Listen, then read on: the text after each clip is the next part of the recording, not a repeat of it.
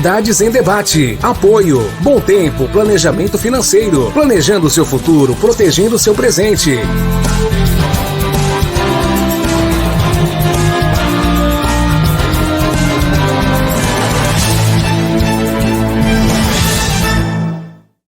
Você tem um sonho? E gostaria de realizá-lo ou acha impossível? E você já fez um planejamento para que ele ocorra? E se eu te dissesse que tudo o que você precisa é dar um passo na direção certa? É verdade que não podemos impedir que imprevistos ocorram, mas podemos garantir que eles tenham impactos menores na sua vida. Deixe que nós cuidamos de você. Muito boa tarde para vocês, sejam muito bem-vindos aqui na nossa TV Unisantos, canal 40.1 e também o canal 12 da NET, o nosso programa Cidades em Debate. A partir de agora, a gente vai debater assuntos da nossa região, do Brasil, do mundo, os acontecimentos, né? E claro, trazemos aqui os nossos convidados de hoje. Já vamos dar boa tarde aqui para o doutor Maurício Baltazar, o nosso advogado, comentarista. Alô, doutor Maurício, boa tarde. Hoje, terça-feira, bem-vindo, hein, doutor? Boa tarde, Santiago Pérez. Terça-feira, vamos lá debater em alto nível assuntos do nosso interesse, que tenhamos um bom programa, cumprimentando especialmente os telespectadores, ouvintes, internautas aí do seu grande público, Santiago. Tá certo, e lembrando que estamos ao vivo também pelo YouTube nesse momento, lá no nosso Cidades em Debate no YouTube, e aqui também conosco hoje o Rafael Bom Tempo, né, o nosso querido Rafael Corrá. Ô Rafael, tudo bem com você? Seja bem-vindo mais uma vez, hein? Santiago, todos meus colegas aí na mesa, obrigado mais uma vez pelo convite e vamos com tudo aí. Tá certo, e a gente também dá boa tarde para o Leandro Lopes, né? O nosso querido Leandro Lopes, consultor de inovações. Tudo bem com você, Leandrão? Terça-feira, a semana já começou bem, né? E bora então! E temos novidades para a próxima semana, Santiago. Falta bem pouquinho para a gente poder divulgar aquele projeto para toda a sua audiência. Aos amigos de mesa, um grande debate a todos e um bom programa a todos nós. Tá certo, e a gente fica curioso aqui para saber, eu sei um pouquinho, eu sei da ponta do iceberg, né, mas a gente quer saber realmente tudo sobre essa novidade que deve estar pintando semana que vem, com certeza. Bom, enquanto não pinta a novidade, está pintando aqui na tela o número de internados nos leitos de unidade de terapia intensiva voltado para os casos mais graves, que aumentou, hein? Aumentou 10,3% na cidade de Santos, 89 pessoas de Santos estão na UTI, com Covid, ou seja, 39,7%, 135 de outras cidades, ou seja, 60,3%. Ocupação, a taxa geral de ocupação dos 752 leitos de Covid disponíveis está em 49% entre os 382 leitos, né? A ocupação é de 59%. Na rede SUS a taxa é de 47% e na rede privada a taxa é de 74%. Inclusive tem um site aqui onde você pode acompanhar em real time, como se diz, né? Em tempo real, o que está acontecendo em questão de Covid na cidade de Santos. Esse site aqui, o santos.sp.gov.br/saúde/dados coronavírus, né? Para você ficar por dentro do que está acontecendo. É bom a gente tomar muito cuidado, porque teve aumento aí de 10%, né? Muita coisa, hein? É muita coisa. Bom, hoje, terça-feira, dia 29 de junho, comemora-se hoje o Dia da Guarda de Praia, no Rio de Janeiro, Dia do Idoso, no Rio de Janeiro também, Dia do Porteiro no Rio de Janeiro, Dia do Resgate das Crianças Desaparecidas no Pará, Dia dos Dubladores no estado de São Paulo, Dia do Pescador, Dia da Telefonista e Dia Internacional do Pequeno Príncipe. Olha aí as comemorações de hoje. Bom, vamos começar aqui com as nossas notícias para a gente comentar. O presidente Jair Bolsonaro voltou a atacar o ministro Luiz Roberto Barroso do STF na última sexta-feira em razão das divergências em torno da proposta de emenda à Constituição, a famosa PEC, que institui o voto impresso. Barroso é o atual presidente do Tribunal Superior Eleitoral, né? E ao comentar a PEC em análise na Câmara, Bolsonaro disse que se o texto for aprovado pelo Congresso, haverá impressão do voto nas eleições em 2022, sinalizando que não vai aceitar nenhuma decisão judicial revertendo a tal decisão. Já no dia seguinte, ou seja, no sábado, o presidente, depois do presidente Bolsonaro ter comentado isso, o presidente do TSE, o Luiz Roberto Barroso, o ministro, afirmou ter recebido com satisfação a manifestação de 11 partidos feita contra o voto impresso. Quer dizer, parece que tem uma guerra formada aqui contra o voto impresso. É uma impressão. É impressão mesmo, doutor, ou formou-se uma guerra? Pois é, né, Santiago? A polarização está cada vez mais acentuada. De um lado, o Bolsonaro, com essa multidão de pessoas que lhe socorrem, desconfiada do resultado da eleição passada e também da segurança na transmissão de dados pela urna eletrônica. Me parece que isso está bem claro.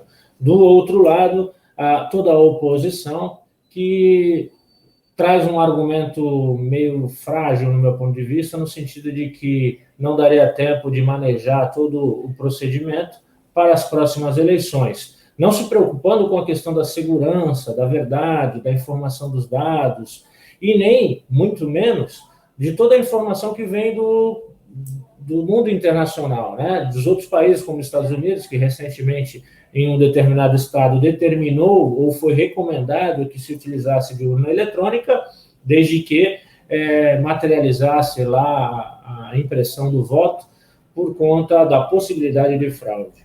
E o judiciário, por incrível que pareça, que tinha que se manter neutro, através do presidente agora, se manifesta, de certa forma, feliz com um determinado movimento da oposição. Me parece que o papel do judiciário não é esse, é cumprir a lei, fazer justiça, e então me parece que está se tornando político, né? É como se ele estivesse tomando o interesse de um ou de outro ponto, quando ele, na realidade, deveria fazer a justiça.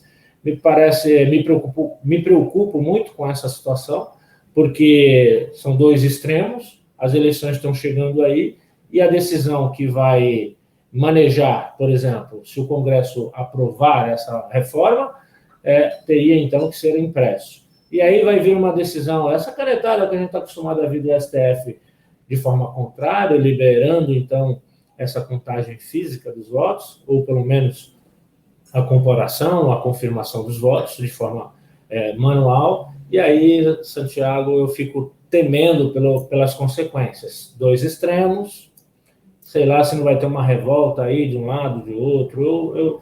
Eu estou temendo. O judiciário deveria ficar ali, quietinho, né, imparcial. Aliás, é um princípio do nosso judiciário. Mas a manifestação do Barroso não foi feliz. Ele não tem que ficar feliz, ele não tem que ficar aborrecido, ele não tem que se aborrecer, ele tem que, quando for necessário, quando for provocado, tomar uma decisão. Não ter esse tipo de manifestação que só potencializa o ânimo e o risco de uma eventual manifestação aí com consequências desastrosas para a nossa sociedade. Qual seria o problema, doutor? Qual seria o problema de colocar-se um voto impresso? Não é que vai ter o voto impresso de novo, a gente vai ter que votar no papel. O que eles estão pedindo é o quê? Que se tenha uma impressora, né, a urna eletrônica, do jeito que a gente está acostumado, mas que se tenha uma impressora onde sai uma filipeta. A gente costuma até fazer uma comparação, quando você vai na padaria, você passa o crédito lá e o débito, sai a papeleta, né? Então seria isso, mas dentro de um vidro onde você não teria acesso para pegar e levar para casa. Você olharia, eu votei no fulano mesmo, tá certo, a contraprova tá aqui. Mas a gente nota que existe uma parcialidade. E se a gente voltar um pouco, não muito tempo atrás, o próprio STF puniu o juiz Moro justamente por ser parcial naquele esquema todo do Lula, da Lava Jato, né? E de repente ele mesmo comemorando, parece que ele está sendo parcial. Não é punível isso, doutor Maurício? De repente, um ministro, né, que tem que dar um exemplo de imparcialidade, tomando um lado, que é obviamente o que ele está fazendo, como se pune, aí no caso, o ministro? Ele poderia perder esse cargo de presidente do TSE? Veja bem, Santiago, os nossos ordenamentos jurídicos prevêem um chamado incidente de suspeição.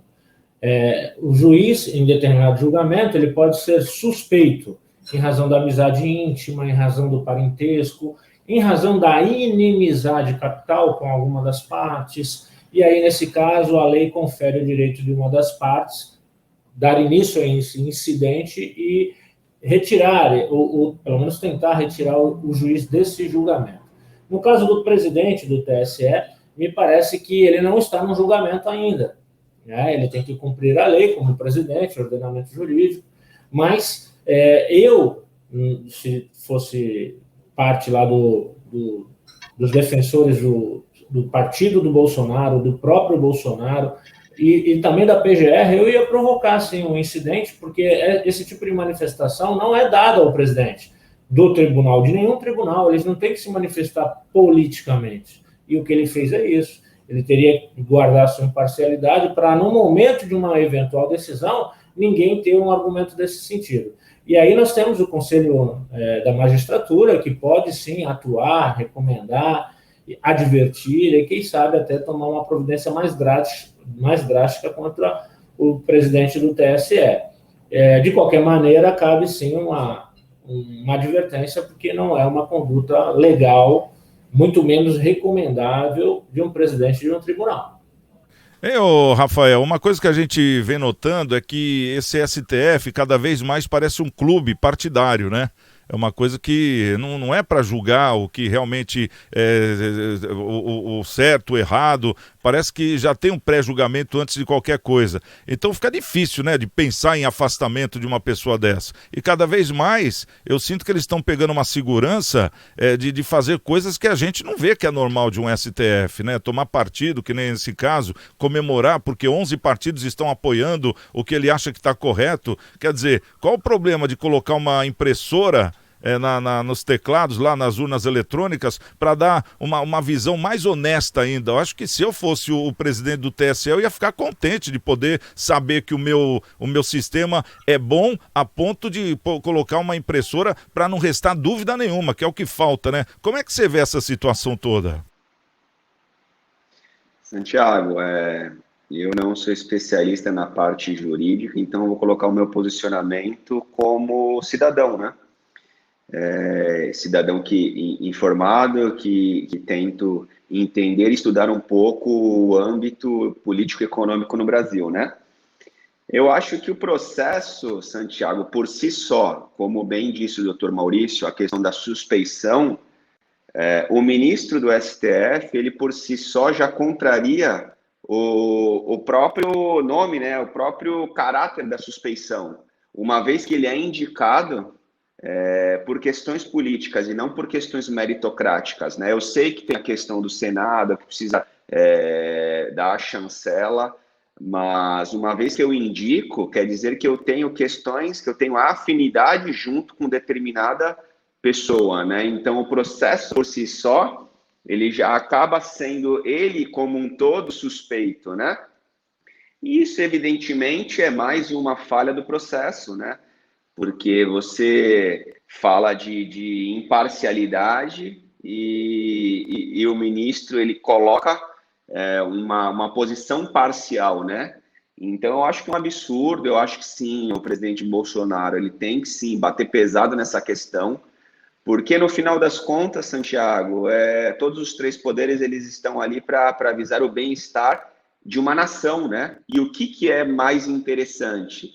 Eu coibir a questão da corrupção num processo eleitoral ou não? Mas vai me dar trabalho. Tudo bem, mas tudo dá trabalho, né? Tudo dá trabalho, tudo gera trabalho, né? Se esse trabalho for para minimizar o impacto da corrupção no Brasil, por que não, né, tomar essa medida? Então, sim, acredito que isso é um absurdo, um posicionamento totalmente político, e o presidente Bolsonaro, eu tenho certeza que vai, nos próximos dias aí, tomar alguma medida, alguma ação para tentar minimizar esse impacto. Leandro, porque a gente nota que ele até fala, né, questão, eu acho que é uma hora que ele poderia colocar a ideia dele, né, que é a urna eletrônica, que é um sistema que deu certo, não precisa de contraprova, mas se colocar essa impressora, quer dizer, ao concurso, ele tá por cima da carne seca, ele não tem mais o que provar. Agora, por outro lado, se ele não coloca, você já pensou a lacuna que ele deixa? De repente, todo mundo poder desconfiar, ou então a maior parte da população poder desconfiar de que realmente, ele não quis mostrar, porque como é que vai provar agora? Fica uma situação muito interessante aí, né, Leandro? Aí vem aquela história toda, aquele histórico todo. Tiraram o Lula da cadeia, para deixar ele elegível, para poder concorrer. Agora não deixam mexer na urna. Quer dizer, tem um enredo, tem um sentido nisso aí. Não estou querendo acusar ninguém, mas eu estou dizendo a história que a gente vem acompanhando, o enredo todo, porque ninguém é tonto, né? Como é que você vê tudo isso, Leandro? Eu vejo como uma grande ineficiência da nossa Constituição de 88. Que deu poderes extras a pessoas que não mereciam ter algum tipo de poder extra e que faz criar elementos que simplesmente, ao invés de facilitar, encarece a máquina e traz prejuízo no resultado final. Nós conversamos na última vez que eu participei do programa exatamente sobre essa questão da matéria de colocar a impressora. É uma evolução que nós tivemos, mas ela não veio em conjunto com a questão da liberdade de você escolher se quer votar ou se não quer votar. Quando você dá essa liberdade, quando não é impositório, você consegue já ter um filtro muito maior. Quando você tem que deixar setores dos poderes arbitrar de uma forma assuntos que não são desse espectro, é por birra interna, é por achismo, é por falta de dados, claro, faz exatamente essa bagunça. Você vê um STF que deveria estar julgando e controlando o país de uma forma judicial, entrando em detalhes que na Câmara deveria estar tratando. E, ao mesmo tempo, não tendo a necessidade da Câmara estar tratando uma coisa que já está consolidada. Tem dúvidas? Põe a impressora conforme foi solicitado, ou melhor, faz a impressão sair conforme uma máquina de cartão de crédito. Ao terminar, você tem a via que fica para o estabelecimento, você tem a via que vai para o consumidor final. Então, assim, tudo isso já existe. Não precisa levar ao STF, mas se não leva ao STF, não tem o apadrinhamento, não tem a visibilidade, e aí fica muito mais circense do que efetivo. Infelizmente, nosso país ainda está vivendo de pão e circo, Santiago. E é uma questão que a gente para olhar aqui nessa nota, né, no finalzinho, o presidente Bolsonaro até falou, ele afirmou, né, que se não aceitar, que ele não vai aceitar nenhuma decisão judicial que reverta essa decisão, se passar pela Câmara. Então, quer dizer, já está até imaginando que caso passe pela Câmara dos Deputados, que parece que tá em questão de querer passar, porque muita gente está querendo, muitos deputados estão querendo, muitos partidos estão querendo, apesar de ter esses 11 partidos a favor do Barroso, mas a grande maioria dos partidos, eles estão querendo, né, esse voto impresso. Então parece, né, doutor, que ele já está imaginando que venha uma ação depois. Agora, se for aprovado e vier uma ação do STF querendo impedir, aí não tem mais dúvida, né? Aí a nossa contraprova já está efetivada, não é assim ou não? É claro, né, Santiago? Ele tem uma inteligência lá, né? Ele tem todo aquele conjunto de profissionais que já estão se adiantando nesse jogo de xadrez, já estão prevendo qual a próxima jogada. E até para nós que somos, assim, mero telespectadores, cidadãos aqui que somos manipulados aí por esse contexto todo, já estamos verificando que no frigir dos ovos vai ser uma canetada do STF que vai decidir essa questão. Porque essa questão do voto impresso, ela é sine qua non, todo mundo deseja. Quem não quer ter uma segurança do voto? né? Basta lembrar agora nas eleições passadas, municipais, aquela confusão toda, aquele atraso, aquela insatisfação em todos os rincões desse país, todo mundo se viu insatisfeito, injustiçado e queria ter... O atraso do resultado, né, doutor? Exatamente, que é justamente onde dizem que é o ponto fraco do sistema, que não é nem a urna, mas na hora de repassar as informações da urna ao sistema pela internet é que são manipuláveis ou não. Como a gente vai ter certeza? Com esse método simples que até os Estados Unidos estão fazendo, por que aqui no Brasil nós não faríamos? Para ter segurança jurídica, para ter certeza, para ter paz. Eu tenho certeza que aqueles políticos, pelo menos os honestos, o que não contam com fraude nenhuma, vão gostar de saber disso. Meu trabalho valeu a pena, compensou. O que eu fiz até aqui está correto, deu o resultado. Enfim, é até questão de gestão, né? E me parece que a recusa injustificada do tribunal e de alguns opositores, elas não convencem. Pô, não é possível que um país dessa natureza, rico como o nosso, não tem condição de instalar o que já está pronto. Está aí o Leandro aí de inovação, isso tudo, todo o sistema tem, é algo simples. É só encaixar lá e se tiver que fazer algum programa, não deve ser algo tão impossível. Não, né? Então, assim, me parece que a recusa, esse embate midiático que o Barroso, através do tribunal, está fazendo, parece ter um interesse, parece que ele está buscando um resultado quando ele não deveria fazê-lo, ele deveria julgar lá no final, cumprir a lei de acordo com o que foi o Congresso, de acordo com o Congresso aprovar. Ele não tem que apostar, postular, torcer, não tem que fazer isso, pedir apoio, que nem ele está fazendo na televisão, a nossa urna eletrônica é segura. Poxa, ninguém está acreditando mais nisso. A história, o que já aconteceu nas eleições passadas, a maquininha registrando lá, tem vídeos lá saindo, sem ninguém votar e saindo os resultados. Todo mundo sabe, todo mundo viu, e mesmo que não seja verdade, que seja fake news, como é que vai trazer a segurança, a tranquilidade necessária para que nós tenhamos uma eleição segura, pacífica? É com esse tipo de confirmação, de controle. E me parece que essa recusa injustificada torna mais duvidosa ainda as nossas eleições, se assim for mantida. E é uma questão até que o Barroso ainda conversou com a mídia, né, a grande mídia, e ele até falou, mas tem que ver também a questão do recurso, nós não estamos numa época para dispor recursos, sendo que existe 2 bi, que é um dinheiro suficiente para colocar todas essas urnas e esse novo sistema em operação. Quer dizer, aí vem aquela velha história, né? Democracia tem preço, então, doutor? Que democracia é essa, né? É complicado isso aí, né, Rafael? A gente como o eleitor, a gente como acompanhante de política, vê uma história dessa, vê um enredo desse, de um ministro, que era aquele cara para dar o exemplo, sem deixar dúvida de nada, é o que deixa mais dúvida.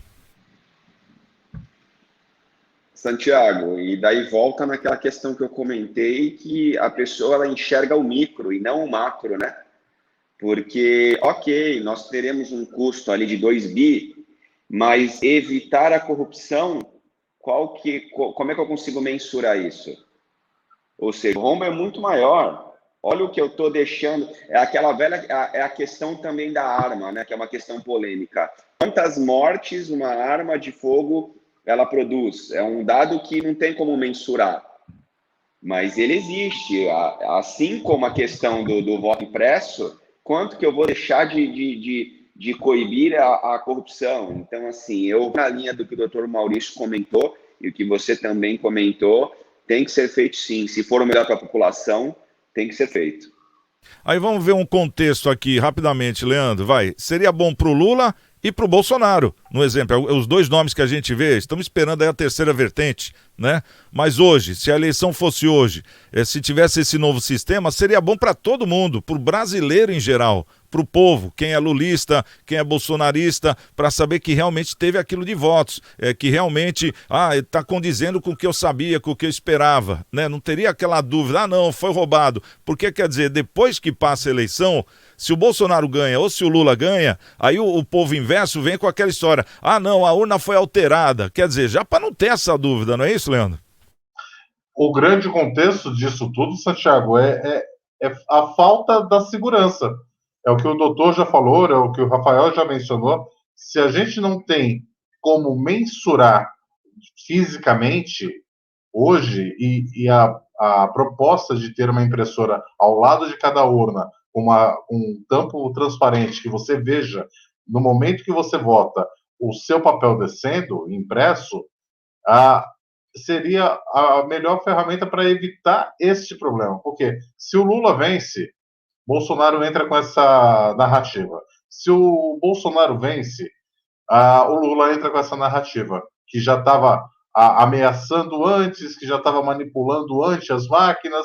Então, assim, não tem hoje, infelizmente, a expressão ou a gente vai morrer queimado ou vai morrer afogado nessa próxima eleição, enquanto não surge uma terceira via que traga alguma consistência e um debate mais amplo. Agora, referente à tecnologia, referente à evolução do sistema, isso com toda certeza. Na questão de inovação, hoje já existe N ferramentas. O que falta não é a ferramenta está disponível. O que falta é a boa vontade e o entendimento coletivo, ou a maioria levando esse entendimento a uma próxima fase. Nós saímos do voto impresso para o voto eletrônico nas eleições do Fernando Henrique, em 94, 93 para 94. De lá para cá, nós passamos por 8 evoluções da máquina. Então, assim, por que não evoluir um pouco mais? Se vai acalmar aos dois lados, vamos evoluir, não há problema nenhum. Tá certo. Bom, o nosso programa Cidades em Debate de segunda a sexta-feira, 13h, aqui na TV Unisantos. E claro, tem as nossas redes sociais também, onde você pode participar conosco, né? Tem aqui o nosso WhatsApp, o 996031485. Estamos no Facebook, no Instagram, no YouTube. Inclusive no YouTube tem todos os programas, e nesse momento no YouTube Cidades em Debate, você está acompanhando ao vivo aqui o nosso programa, e depois fica para você tirar suas dúvidas, né? Ou então rever algum assunto que você gostou e tirar aquela dúvida. E a gente pede o favor também de você curtir a página, de você comentar, de você compartilhar com as pessoas, que o nosso crescimento depende única e exclusivamente de você. Bom, tem agora uma outra matéria pra gente conversar aqui. O mundo, hein? Essa aqui é depois, a primeira do Lázaro, né? Tem aqui o Lázaro, Nossa, rapaz, esse cara era ninja, hein? Falar uma coisa para você, esse Lázaro aí deu trabalho. O governador do estado de Goiás, Ronaldo Caiado, informou na manhã dessa segunda-feira, ontem, que Lázaro Barbosa, de 32 anos, suspeito de assassinar uma família numa área rural de Ceilândia, no Distrito Federal, e de balear pessoas e manter reféns no município de Cocalzinho, em Goiás, foi preso. O governador ainda escreveu no seu Twitter dizendo que Goiás não é Disneylândia de bandido. Parabenizou toda a polícia, dizendo que é a mais preparada do país. Após 20 dias de busca, Lázaro Barbosa foi morto pela polícia em Goiás. Ontem, no momento da prisão, houve troca de tiros. Lázaro foi baleado e morto em confronto com a força-tarefa. O criminoso era acusado aí de assassinar 4 pessoas da mesma família no último dia 9, numa chácara no Distrito Federal.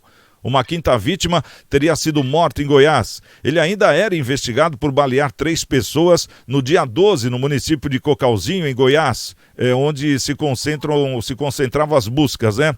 Lázaro tinha uma condenação por homicídio na Bahia e era também procurado no Distrito Federal e em Goiás pelos crimes de roubo, estupro e porte ilegal de arma de fogo. Bom, esse aí foi o comentário do dia de ontem e está sendo o comentário do dia de hoje. Doutor Maurício, gostaria de saber a sua opinião sobre esse caso aí do Lázaro, o rapaz que deu trabalho para a polícia, 20 dias de fuga no meio do mato, e até que não teve mais para onde correr e foi capturado, trocou tiros com a polícia e acabou sendo alvejado, baleado e morreu no local.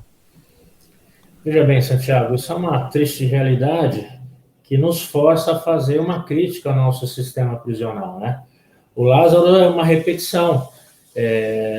Recentemente, aqui no estado de São Paulo, um dos bandidos que tiveram a permissão de sair na saidinha, conhecida como aquela saída provisória, antes de ganhar a liberdade total do prisioneiro, ele se fantasiava, ele se vestia como funcionário da CPFL e andando nos bairros da cidade, ele acabava invadindo, estuprando senhoras, né, mulheres mais idosas, depois asfixiava, roubava a casa e voltava lá para a saidinha, manso e pacificamente, como se tivesse cumprido a sua tarefa social. Então, seja esse da CPFL, seja o Lázaro e muitos outros, precisamos fazer uma crítica do nosso sistema, que não está funcionando, né? Há quem diga que os prisioneiros que têm essa saidinha deferida pelo seu processo de execução penal, acaba saindo como uma missão dessa organização criminosa que tem aí nos assustado, nos ameaçado de modo geral, né? Então, já que não está funcionando, vamos fazer uma reforma, uma reflexão sobre essa situação e evitar que esse mal continue nos afligindo, né? Porque não tem, me parece que é público e notório que não está surtindo os efeitos, não estão socializando ninguém. Há pessoas que cometem crimes de menor importância, de menor capacidade de periculosidade, enfim, que vão para lá e voltam pior. E isso não pode acontecer. Então, temos que fazer uma reforma, uma reflexão e tentar mudar isso, porque não está atingindo a finalidade social, a ressocialização, a correção desse caráter para uma sociedade melhor. E, quem sabe, tornar mais rígida essas circunstâncias e também mais profissional a tentativa de identificar pessoas que tenham um certo desequilíbrio como esse. Esse Lázaro, me parece que ele não respondia pelas suas faculdades mentais e, portanto, deveria, sim, ter sido identificado lá no sistema e dado um tratamento diferenciado e, quem sabe, salvar essas vidas aí que foram ceifadas por esse bandido. Ô doutor, no sistema prisional hoje não existe um identificador de capacidade das pessoas nesse quesito, porque a gente fica imaginando, esse aí foi um caso do Lázaro. Quantos casos iguais a esse não deve existir no país, mas que não chegaram na grande mídia, né? Que não surgiram como fugitivo, não desafiaram a polícia e estão aprontando, porque deve ter muitos por aí. Como é que é feito essa identificação? E outra, acho que precisa de uma reforma, né? Já passou do tempo, né, de ter uma reforma no Código Penal brasileiro, né, doutor? Não é aumentar o tempo de prisão, é simplesmente fazer funcionar esse. Que nesse negócio da saidinha a gente já viu que não dá certo, né? Essa que é a verdade. Quer dizer, o cara cometeu um crime, ele tem que pagar pelo crime. Ele pagou a pena dele, ele sai de novo. Não é assim que funciona? Tem que ser mais prático, não tem? Porque ninguém é preso para ficar morando na cadeia, um exemplo. É claro que tem casos que a gente quer que o cara more na cadeia e morra lá dentro. Falando português bem claro. Pessoas que nem o Lázaro, por exemplo, se a polícia pegasse ele com vida, uma pessoa que já fugiu 3 vezes de prisão, uma pessoa que por onde passa deixa um rastro de terror, com famílias, com pessoas que não tem nada a ver com o meio deles, são pessoas normais, trabalhadoras. Quer dizer, isso aí é a maior ameaça do sistema, acho que é essa, não é não, doutor? Veja bem, Santiago, o nosso sistema de execução penal existe sim instrumentos de freio, de exame, tem psicólogos, tem lá todo o seu comportamento dentro da casa prisional onde ele está recolhido, se ele trabalha, se ele ajuda a trabalhar, enfim. E um grande exemplo é aquele assaltante famoso de São Paulo, da Lanterna Vermelha, lá, o assaltante da Lanterna Vermelha, que ele nunca teve o direito, ele foi condenado a 50 anos, várias vezes, e nunca teve o direito à saidinha, só agora no final que a Organização de Direitos Humanos, reivindicando a igualdade de direito, acabou conseguindo soltá-lo. E aí, mesmo assim, ele foi morto violentamente porque ele era desequilibrado. Enfim, o fato é que existe, sim, instrumentos, mas em dado momento, o juiz ele fica acuado, porque esse cara tem problemas. tem problemas. Ele não se comporta direito e tal, não vai dando direito dele sair. Aí, quando chega, ele está com 30 anos preso lá, sem direito de sair. E aí, o que faz com esse cara? Ele acaba soltando, porque em dado momento não tem jeito, ele acaba soltando porque a regra é soltar. Ninguém nasceu para ficar lá o resto da vida. E aí acontecem esses acidentes. Me parece que isso tem que ter uma solução para esse caso. Ó. Ele é desequilibrado, ele não se ressocializou e, portanto, não deve ir para a rua. Vai para qualquer outro lugar, menos para a rua. Ou se mantém preso num estabelecimento menos rigoroso, enfim.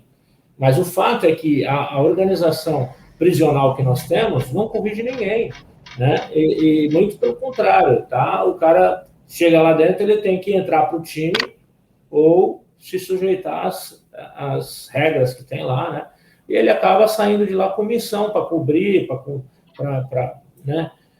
Ressocializar, jamais. Então, eu imagino que precisa, sim, de uma reforma, não só dela, não só do sistema prisional, mas de políticas públicas que a gente consiga dar segurança ao povo, como, por exemplo, ter o direito de portar arma, que nos foi tirado, e também de obrigar o sujeito a trabalhar. Para muita gente é confortável ir para a cadeia, Santiago. Tem cara aqui que não consegue ganhar dinheiro para se sustentar. Mas se ele cometer um assalto numa dona de casa, ele vai lá para a cadeia e vai ter 4 refeições. Vai ter direito a uma visita íntima.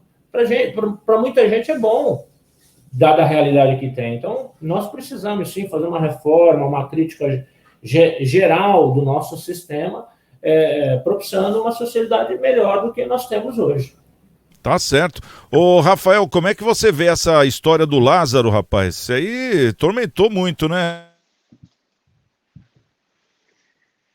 Santiago, isso daí é uma das várias histórias que provavelmente nós temos dentro do Brasil, né?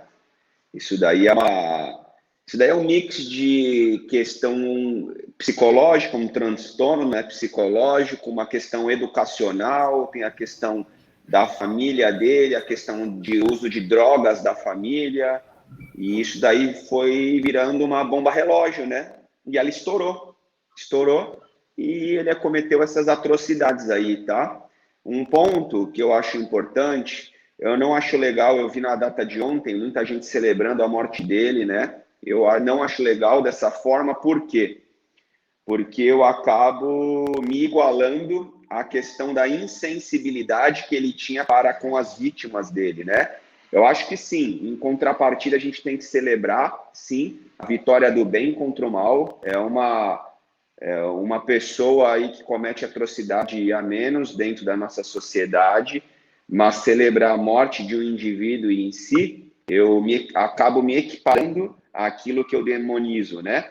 Então, eu sei que é uma questão social muito ampla, né? Um debate, uma revisão de processos jurídicos com processos educacionais e, enfim, o que nos resta é parabenizar os policiais que, ao longo de 20 dias, eu imagino que a pressão ali deve ter sido muito grande, a angústia, as pessoas que moram ali no entorno, né? O medo, né? Que cada uma delas, até por conta do histórico do cara aí, do Lázaro, e pelo medo dos familiares, né, expostos a isso. E, enfim, eu acho que é parabenizar e, enfim, torcer para que, em determinado momento aí do nosso Brasil, esses processos jurídicos e econômicos, políticos, eles possam ser revistos. Tá certo. Ô, meu querido Leandro, eu fico imaginando o tamanho do custo, você que trabalha com números, né? É o tamanho do custo que foi uma operação dessa para pegar um bandido que nem o Lázaro, né? Quer dizer, 200 policiais da Polícia Federal, tinha até Guarda Nacional, Polícia Civil, Militar, quer dizer, polícia de tudo quanto é jeito, Exército, tinha lá helicópteros, 4 helicópteros, tinham drones. Só helicóptero, parece que cada hora do helicóptero é R$1.000. Isso porque o helicóptero era próprio, né, da polícia. Então, R$1.000 cada hora de voo. Ficaram 20 dias, 24 horas. Quer dizer, uma movimentação muito grande. Então, eu acho que está aí a grande prova do sucesso da polícia, né, de pegar esse cara que estava tirando todas as forças da polícia, driblando a polícia no meio do mato. num caminho onde ele conhecia, né? A polícia não, mas a polícia foi lá e mostrou que a polícia é efetiva, que consegue. Mas e esse custo absurdo? Isso aí não prova a falência, justamente do que nós estamos falando, a falência da justiça? Esse negócio de saidinha, esse negócio de muita mordomia e ao mesmo tempo uma cadeia cheia, que não vai recuperar ninguém, né? Então eu vejo o quê? Eu vejo uma derrota da justiça e continua, no caso, os bandidos, né? A bandidagem ganhando em cima disso, ou eu estou errado?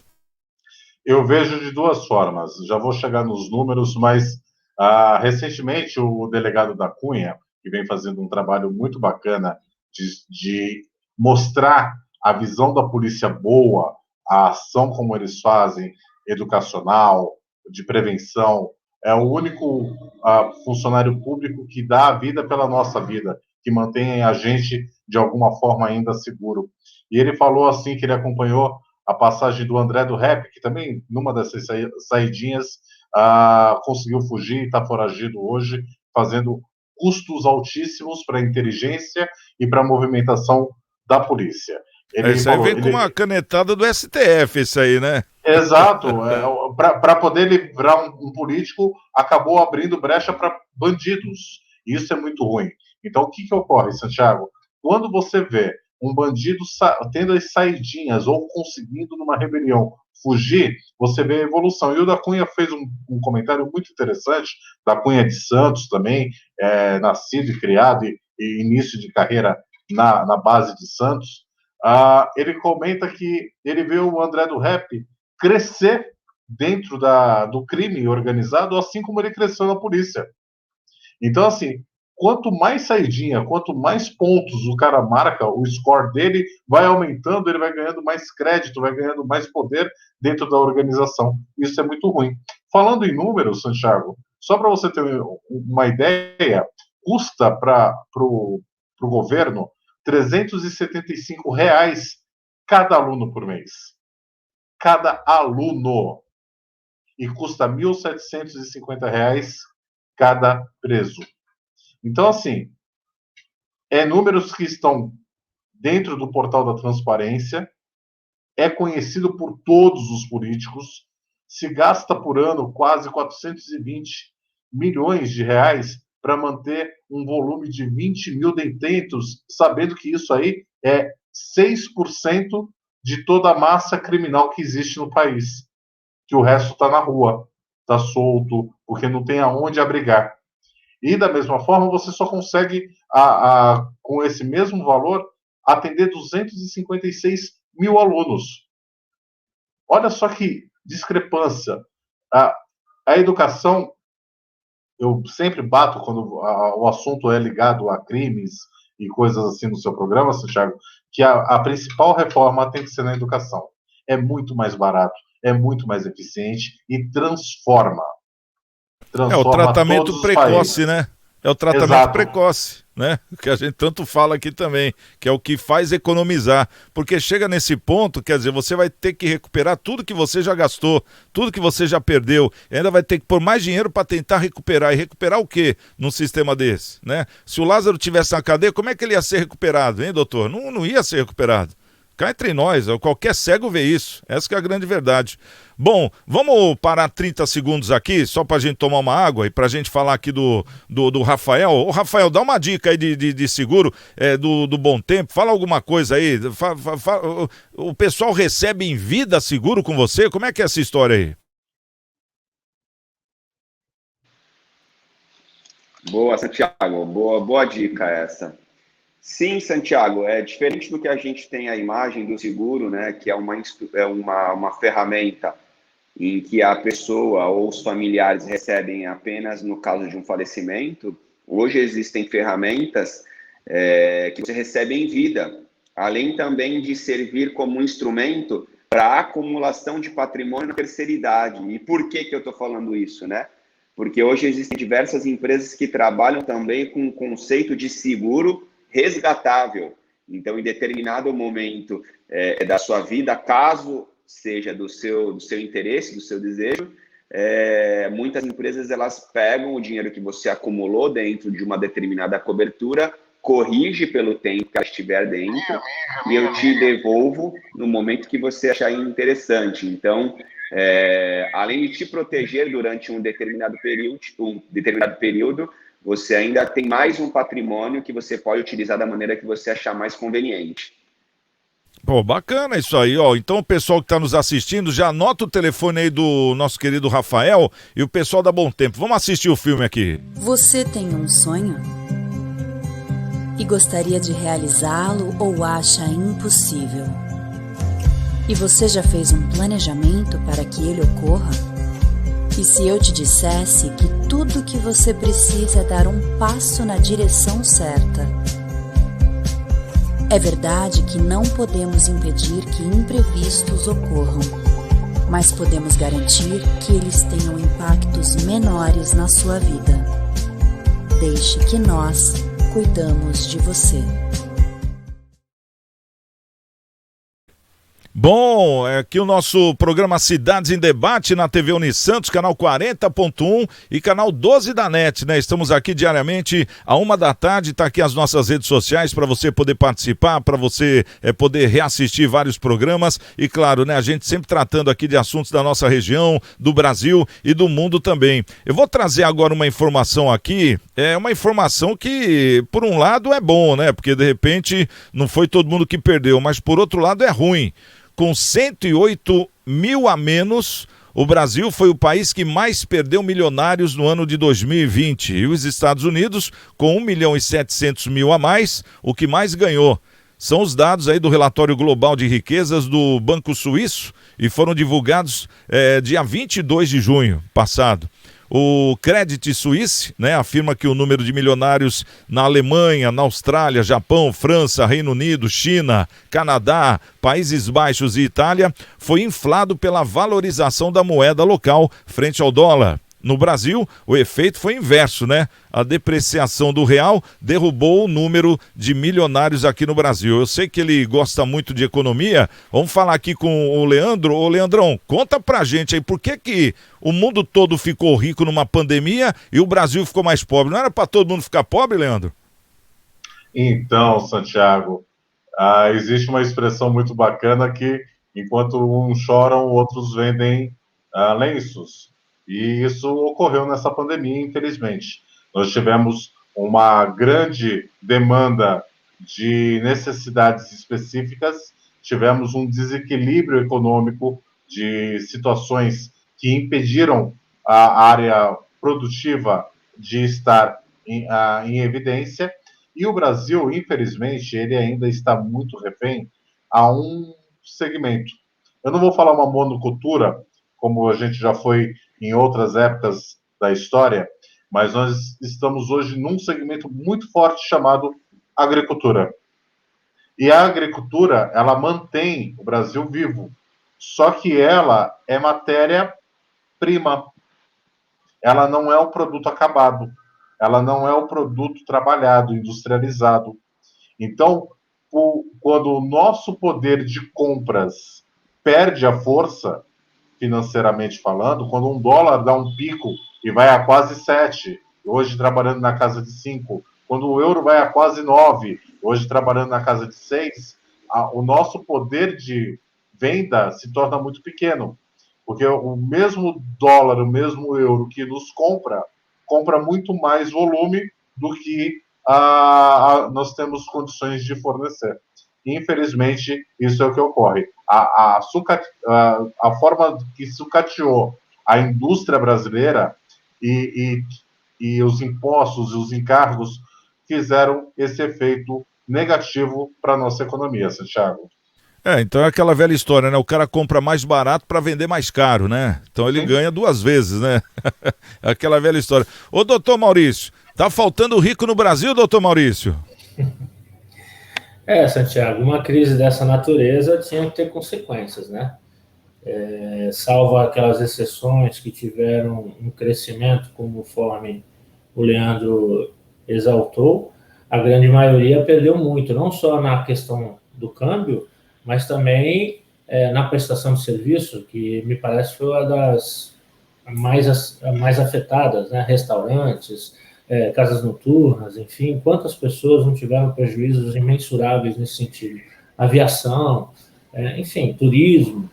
É óbvio que alguém ia perder, em que pese uma pequena parte da sociedade, como os alimentos, o iFood, tudo isso daí, teve uma consequência positiva, acabaram somando economicamente nesse sentido, além da questão do câmbio, né? Muita gente perdeu nessa atividade e, portanto, não há assim, nenhuma novidade, era presumível uma questão dessa, o que se lamenta, porque mostra que a nossa economia sentiu bem mais do que o resto do mundo, justamente por se tratar só do agronegócio, nossa principal atividade.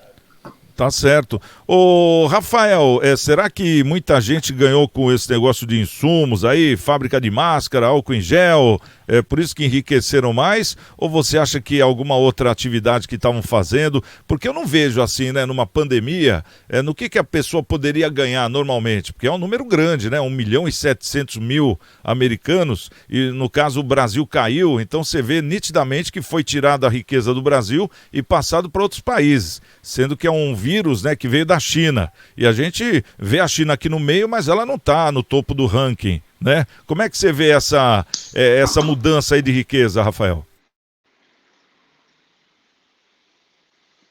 Santiago, é exatamente isso que você comentou, tá? O dinheiro ele não evapora simplesmente. O dinheiro ele não some do dia para a noite. O dinheiro ele só muda de mão. Então, exatamente isso. Conversando com vários empresários do ramo do agronegócio, eu venho percebendo que eles nunca ganharam dinheiro como eles estão ganhando hoje.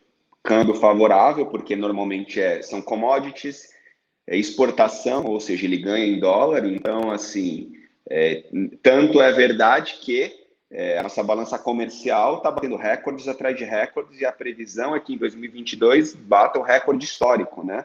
Principalmente foco agronegócio. Em contrapartida, a questão dos milionários que deixam de estar na lista, né, dos milionários, o brasileiro, não sei se vocês leram recentemente, mas 11 brasileiros agora eles constam na lista de novos bilionários. Tá? Isso na Forbes, que é uma das revistas ali mais conceituadas para esse tipo, né, de bilionários, né? Sempre é esperada a lista dos bilionários, né, pela Forbes. Então, em 2021, 11 brasileiros vinculados normalmente à questão de infraestrutura, a questão dos bancos, né, fintech, o Guilherme Benchimol, e a questão do agronegócio. Então, você percebe que, como eu comentei, o dinheiro ele muda de mão. O pessoal do EPI, que eu venho conversando recentemente, o pessoal está rindo à toa, porque a demanda explodiu, álcool em gel, e não é só isso, porque álcool em gel é máscara, é luva, é capacete, e todos os insumos e todas as fábricas que estão envolvidas nisso, né? Então, realmente é uma questão triste por conta do serviço, né? O pessoal que foi prejudicado, o turismo, enfim, eventos, né, foi muito prejudicado. E, em contrapartida, outros segmentos que não estavam em alta demanda, eles acabaram tendo um protagonismo, que é o caso que eu comentei agora do pessoal do EPI. Hein, Leandro, você que trabalha com economia, com números, a gente vê 5 milhões de novos milionários. O negócio que você falou é interessante. Esses aqui, que são os novos milionários mundiais, realmente são pessoas que devem ter a matéria-prima, vamos dizer, que manufatura a matéria-prima. Porque eu tive, nessa época, que estamos falando aqui de 2020, vários clientes que falaram: Santiago, eu tenho comprador, mas eu não tenho matéria-prima. Então, quer dizer, o país que fabrica é o país que ganha. E a gente nota, justamente isso que a gente está conversando aqui, é que o Brasil tem o agronegócio, mas as grandes fábricas mesmo, já faz tempo que não tem aqui, né? Essa que é a grande verdade. Então, tá fazendo falta essas fábricas aí, não tá não, Leandrão? O que acontece, Santiago? Existe um fator da escalabilidade de produtos, tá? Falando com o pessoal fabricante da Roca Doce de Leites, que é um produto agrícola que já é industrializado, que já tem a sua cadeia como um todo, eles não tinham potes de vidro para vender doce de leite. Eles tiveram que recriar outros formatos de embalagens para poder atender a demanda deles. E o dinheiro, ele é muito cíclico, assim como o Rafael falou. Quando o país está em evolução, que nem o Brasil vem passando agora, nesse novo ciclo, no próximo semestre, uma evolução, o recurso internacional começa a entrar. Quando está escasso, eles vão colocar o dinheiro dos países que são sólidos. Vai voltar para os Estados Unidos, vai voltar para a Alemanha, vai voltar para a França. E aí os investimentos nesses países são mais consolidados, evitando, sim, esse tipo de mobilização. O grande problema do Brasil sempre foi a questão da indústria. Nós já tivemos uma indústria muito forte e, recentemente, nós estamos perdendo, passo a passo, as principais produtoras para fazer o nosso produto, que é o agro, que é o quintal do mundo, a chegar com produtos e qualidades fabricados made in Brasil e não enviados a matéria-prima para reprocessar e a gente importar um produto com uma boa qualidade. Então, pelo que você está falando, imagino eu, se essa matéria for feita o ano que vem, nessa mesma época, o Brasil então é capaz de estar com mais novos milionários do que os outros países, vamos dizer assim. Total. Entendi. Tá certo, é uma conta a ser feita, porque essa surpresa do Covid, né, eu acho que impactou muito mais o Brasil, né, porque era uma roda que estava girando e parou de repente, né, Leandro? Só para concluir, para você ter uma ideia, o dinheiro ficou tão barato no Brasil, o dólar e o euro estando em alta e o real em baixa, que a China, e eu já comentei isso também no outro programa, que tive a oportunidade, comprou uma mineradora. Ela extrai hoje, através de uma empresa brasileira com a empresa chinesa, mas com o principal capital chinês, minérios lá do norte do país. E ela exporta para as fábricas de aços na China. Então, não é só commodity agrícola, commodity como um todo. O Brasil, se não tiver um olhar para a industrialização, ele vai ter uma grande dor de cabeça e daqui a pouco, por mais recordes que se bata, não se bate o suficiente para o equilíbrio econômico nacional. Hein, doutor Maurício? Então teria que entrar aí uma forma jurídica de barrar, né? Senão o nosso país vai estar vendido e a gente não vai ter nada. Vamos ser dono do quê? Do ar? É uma política pública que visualiza o futuro, né? Depende do nosso presidente. E nos últimos administrações a gente viu esse sistema ao contrário, né? Entregando nossas riquezas, as nossas refinarias fora do país e tudo mais. Me parece que a atual administração federal tem trabalhado nisso. A questão da Amazônia, a manifestação internacional, o presidente da França e outros líderes que estavam reclamando da atitude do Bolsonaro, bem indica que ele quer tomar uma providência nesse sentido, que tem muita gente se aproveitando do país nesse aspecto levantado pelo Leandro. E isso precisa continuar. Então, ele está sendo vendido no Congresso, ele está sendo vendido no STF, que estão tolhendo-lhe toda a providência que ele tem tentado realizar, tentado materializar.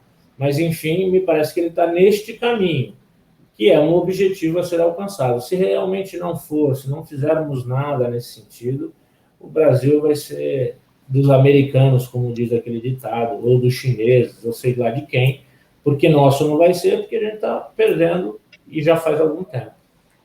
Tá certo. Bom, quero agradecer aqui o doutor Maurício Baltazar, nosso advogado, comentarista, pela presença no nosso programa. Obrigado, viu, doutor? Amanhã estamos aqui 13h. Leandro Lopes, meu amigo Leandrão, um abração para você. Semana que vem você vai trazer aquela novidade, né? Só quero ver, hein? Ó, a novidade é boa. Eu sei a pontinha do iceberg, que nem eu falei, né?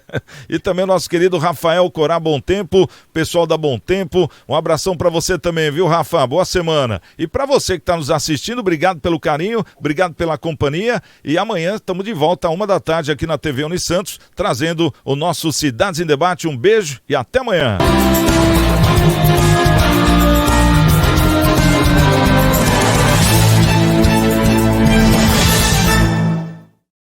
Você tem um sonho?